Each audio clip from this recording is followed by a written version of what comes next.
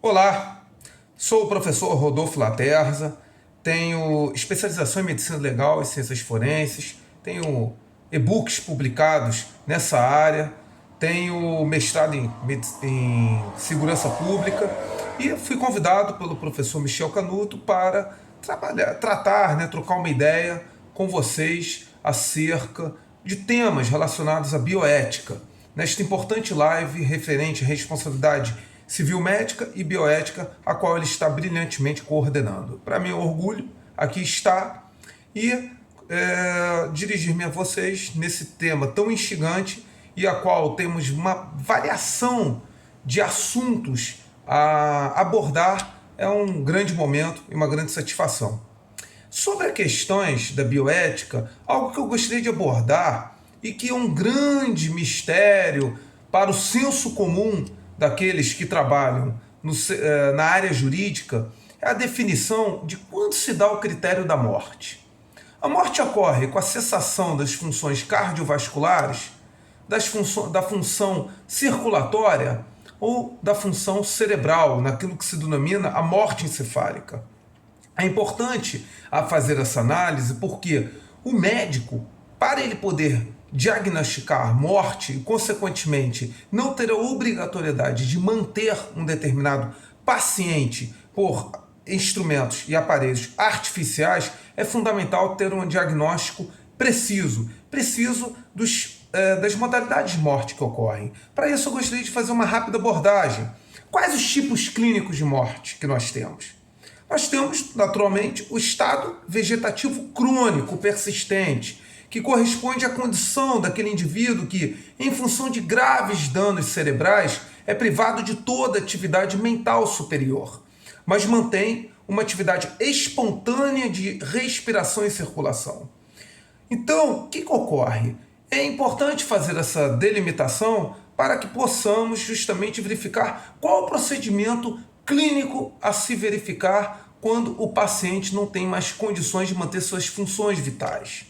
Antes dos anos 60, o paciente, em determinado estado vegetativo, só tinha perspectiva de morte somática que cessava a atividade espontânea do coração e dos pulmões. A partir de então, graças ao surgimento de métodos mais complexos da ciência médica, que propiciou respirações e circulações artificiais, surgiu a alternativa da chamada morte encefálica. Os precursores desse conceito foram Mollaret e Gourlon, em 1959. Eles, primeiramente, chamaram a morte encefálica de coma superado e o definiram como uma abolição total das funções vitais, do relacionamento, ou seja, da capacidade relacional da pessoa com o mundo externo e, consequentemente, das funções da vida vegetativa. Foi dado, portanto, um significado clínico e de instância final à morte nesses casos.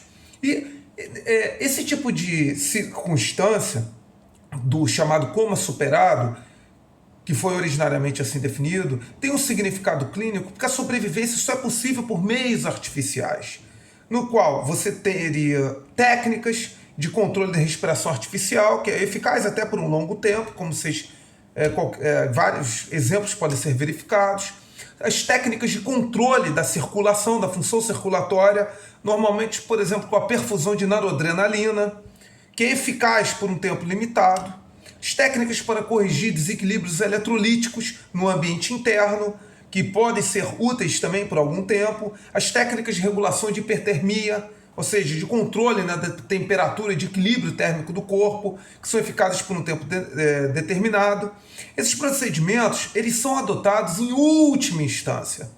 E por quê? Porque o médico assume a prerrogativa, o direito de fixar o momento de extinção da sobrevivência artificial.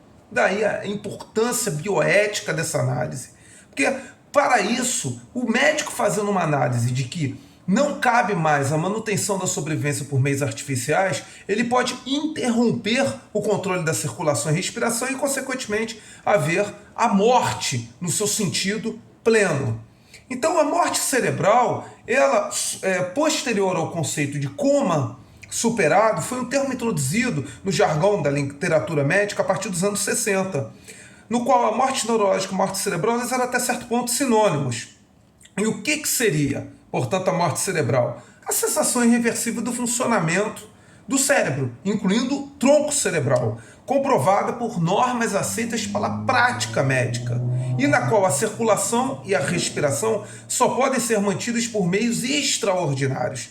Apesar do paciente, nesses casos, ser declarado cadáver pela literatura médica, o coração e o pulmão ainda funcionam, porém artificialmente. E o uso de máquinas de respiração artificial nessas hipóteses e a aplicação de drogas endovenosas, como a noradrenalina, que mantém por algum tempo indeterminado, às vezes por muito tempo, a circulação e a respiração daquele corpo, cuja vida já é considerada extinta. Nesse caso, o cérebro, que é responsável pela vida de relação do indivíduo com o meio externo, ou seja, aquilo que engloba, né, o contato do indivíduo com o mundo do exterior, se encontra irreversivelmente lesionado e incapaz de retomar suas atividades rotineiras. Para o Comitê Ad Hoc da Faculdade de Medicina da Universidade de Harvard, definido em 1968, há um protocolo diagnóstico da morte cerebral para esses casos, que seria o quê? A ausência de absoluta resposta a estímulos externos. Os estímulos mais intensos não devem despertar resposta, nem mesmo aceleração da respiração. Então, normalmente é usado punções sobre pontos nervosos em áreas cutâneas muito sensíveis para verificar se há resposta do corpo. A ausência de movimentos espontâneos e respiratórios, que deve ser verificada por uma observação não inferior a 1 hora, de acordo com esse protocolo médico. No caso, se o indivíduo é mantido por um respirador mecânico, é interrompido por 3 minutos. E é observado se há algum esforço, nesses casos, para a pessoa respirar espontaneamente. A verificação da ausência de reflexos. Interessante observar não apenas os reflexos osteotendinosos, ou seja, aqueles referentes ao osso e a reação dos tendões, das articulações, mas também os reflexos profundos.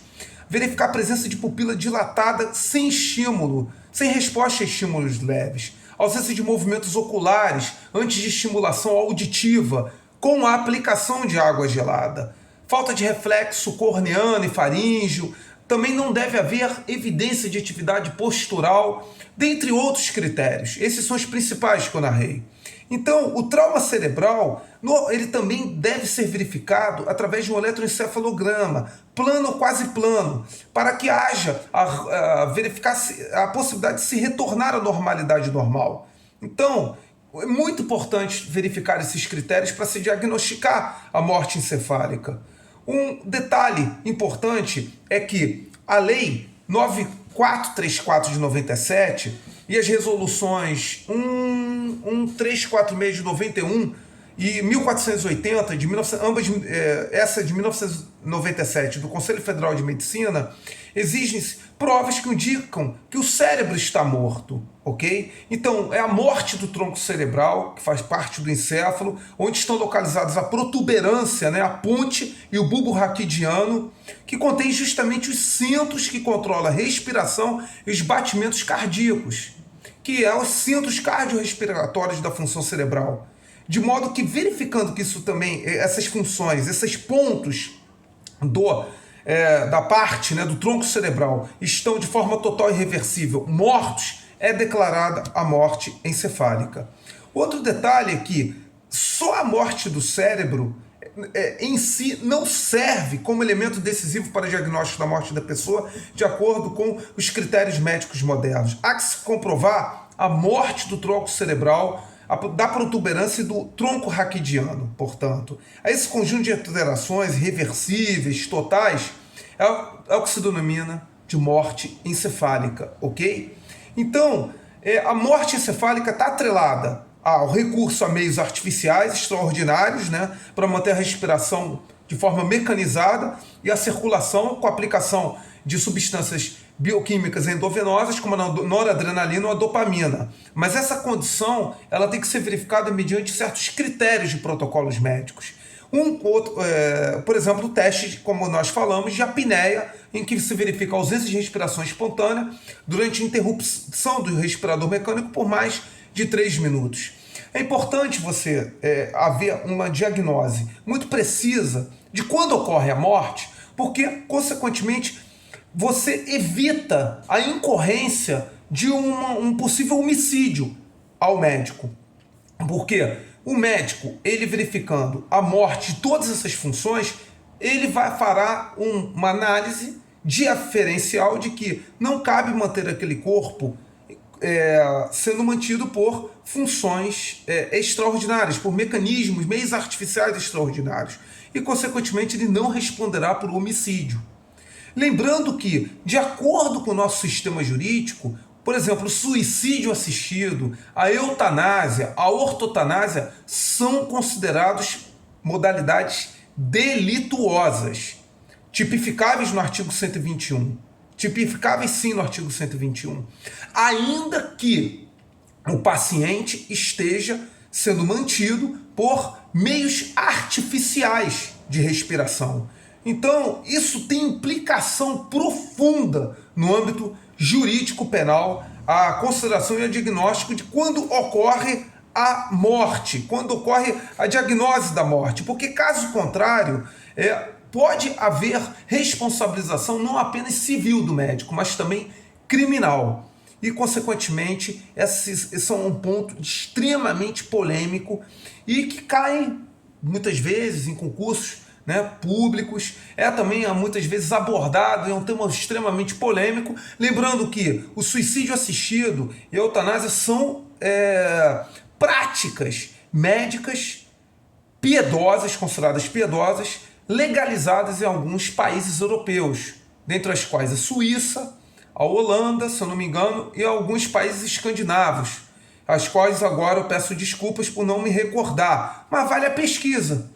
Vale a pesquisa por um debate mais aprofundado. Quais os países legalizam a eutanásia e o suicídio assistido dependendo de certas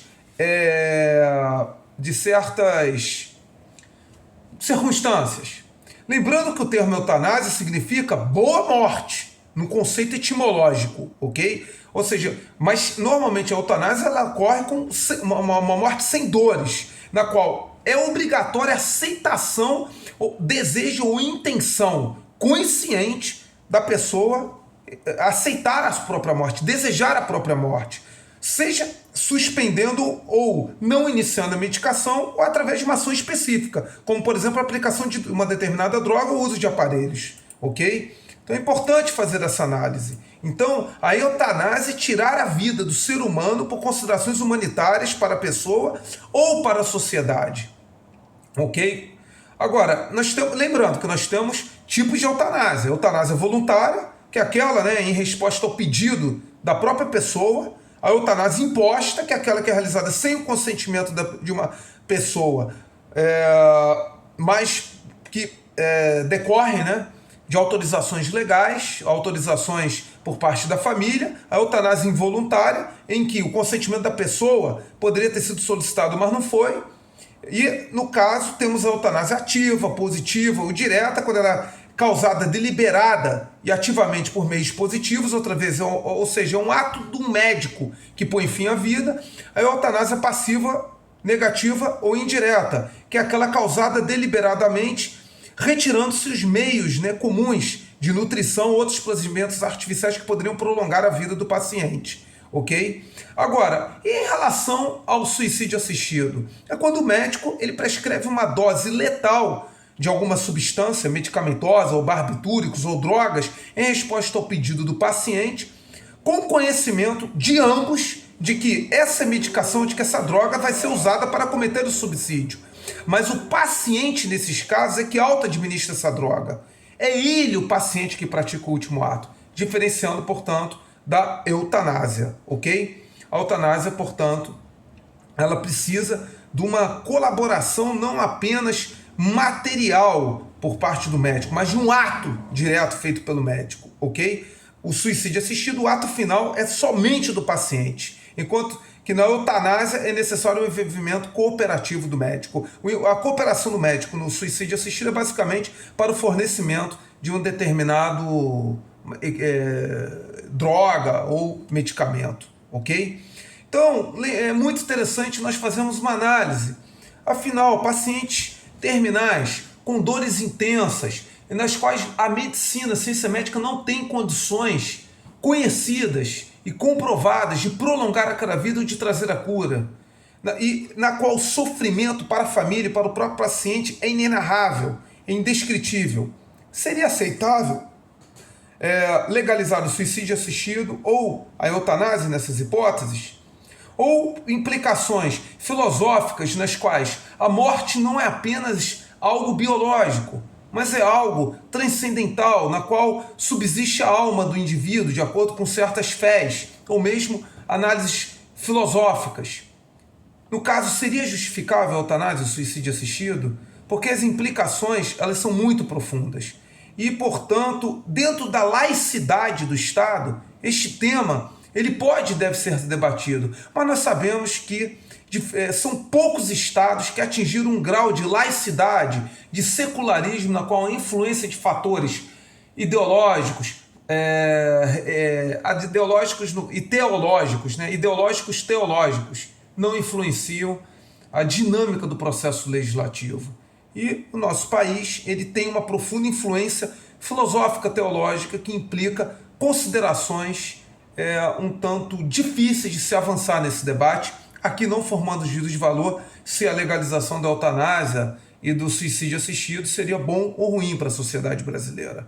Mas são temas realmente desafiadores e que demandam, repito, acima de tudo um grau de secularismo, de laicidade das discussões de fatos sociais e questões de Estado muito profundas. Muito profundas.